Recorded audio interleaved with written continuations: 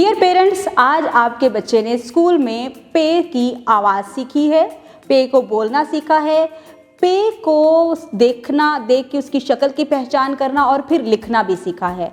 Javed publishers की तरफ से प्रोवाइड करदा वर्कबुक का इस्तेमाल करते हुए आपके बच्चों को होमवर्क में पे लिखने के लिए दिया गया है और साथ ही साथ एक सरगर्मी भी दी गई है जिसे आपने घर में ज़रूर परफॉर्म करवाना है। वो ये है कि आपने बच्चे से कहना है कि पूरे घर में मुख्तलिफ़ चीज़ों को गौर से देखें, उनके नामों को सोचें और उनमें से देखें कि कितनी ऐसी चीज़ें हैं जिनके नाम पे से शुरू होते हैं, ताकि बच्चे उन तमाम चीज़ों को एक जगह पर इकट्ठा कर सके और फिर आपको बता सकें कि कितनी ऐसी चीज़ें हैं जिनके नाम पे से शुरू होते हैं। आप बच्चों को गिन के बताएंगे कितनी चीज़ें हैं जो कि पे से शुरू होती हैं।